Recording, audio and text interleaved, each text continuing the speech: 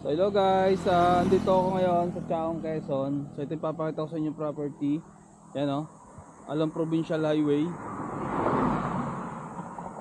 Dito tayo sa likod. So, so magmula doon, yan sa nakaparadang anong yan, susukatin yung frontage. Hanggang dito. Tapos doon sa looban, luluwang siya. Para 3.5 ano? 3.5 hectares siya. Yan o. Along Provincial Highway. Itong lugar na to, going to San Juan to, Batangas. So, Chaong Quezon siya pero boundary siya ng San Juan, Batangas. So, mas malapit siya sa mismong San Juan. Ito naman, yan, papunta ng bayan mismo ng Chaong Quezon. So, yan, sinusukat yung frontage. So, Rodel, title to. Titled siya. Clean title, no? Clean title. So, sa loob kasi, luluwang yan. Dito lang yan medyo makipot kasi ito pinaka totally hindi na siya right of way kasi ang haba na Ilan yung frontage niya? 14. So yan, 14 meters yung frontage, pero pagdating doon luluwang siya kasi ito iba yung may-ari, binili nila itong frontage na to para makapasok doon sa mismong property. So maganda yung loob nito. Manggahan yung loob, no? Tara, pasukatin.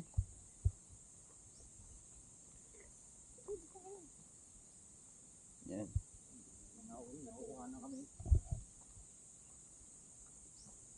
Manggahan yung loob. So ito, kapansin nyo, ginawang subdivide lot tong kabila. So ito binibenta rin tong kabilang to 1.6 hectares along Provincial Highway din siya. Nasa vlog ko itong kabilang to, pero 1.6 siya. Ito pupuntahan natin, 3.5 hectares siya. So sabi, may mga tanim daw ng mga mangga. So tingnan natin kung may tanim talagang mangga itong lugar. Pero ngayon nakikita ko may mga niyog. Yung boundaryhan nila, may bakod naman tong kabila. Then may bakod. Yeah.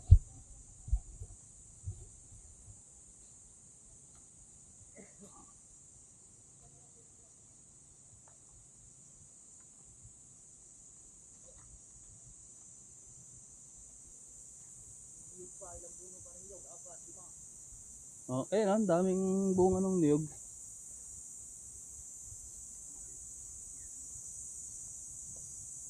Pwede pa lang ipasok sa sasakyan dito sa loob eh. Oo, pwede eh. Dapat pinasok na ni... Di, maluwang to.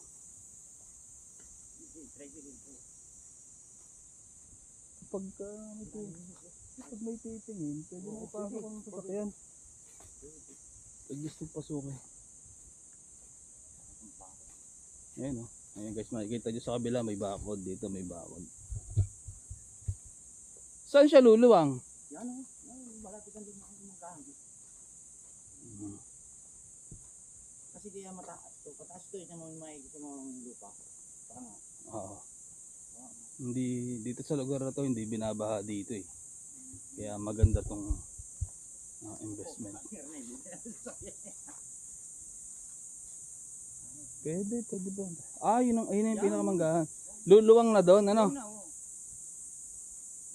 Ang total area kasama tong dinadaan ng ating 3.5 hectares. Oo, 3.5. Siguro ang kakundaan to baka may kalahating hektarya dito. Yun o, may rest house na dito. Hindi tayo ng kalsada to. Kasi to binili nila to, ano? Itong right of way itong guys, na 15 meters yung lapad mula doon sa Provincial Highway, binili nila to.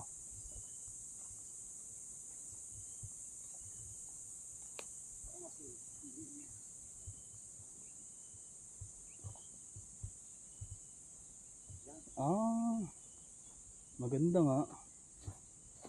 Yan guys, dito sa likod puro mangga ang tanim, ano? Mango farm to. Yan o. So ito Yung ano ba ako do. Tapos papaganito na siya. Mango farm nga.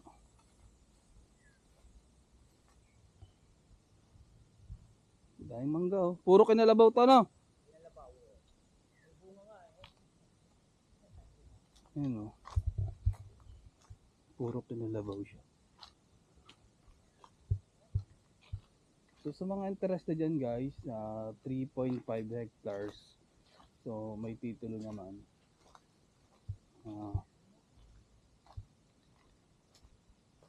Yung price niya guys, 1.2 per square meter kasi provincial highway naman siya eh.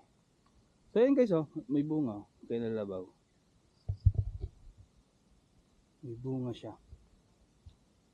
Yan oh. Dahil bunga oh. Yan. Dahil bunga. Kinalabaw siya. Maliliit pa lang. So maganda. Flat na flat yung area niya guys oh. Mas maganda pa sa manggahan oh. Hindi siya ganun kainit. Talagang ang lilom ng area niya. Yan oh. Ganda. So, sa mga interested dyan guys, Mango Farm, Chaong Quezon, 3.5 hectares. So, alam provincial highway ng Chaong San Juan Road. Mas malapit to guys sa San Juan kasi dulong barangay to ng Chaong Quezon. Yan. So, magmula sa San Juan, siguro San Juan po guys mismo, ano na lang, 10 minutes nasa San Juan na kayo. San Juan, Batangas. Yan. So ang daming bunga oh nung property, yan oh. Magaganda rin yung puno kasi mabababa. Yan. So 3.5 hectares titled 1.2 per square. So sa mga interested guys, yung number nandyan lang sa aking screen. Kontakin nyo lang po ako dyan sa Viber or WhatsApp. Yan.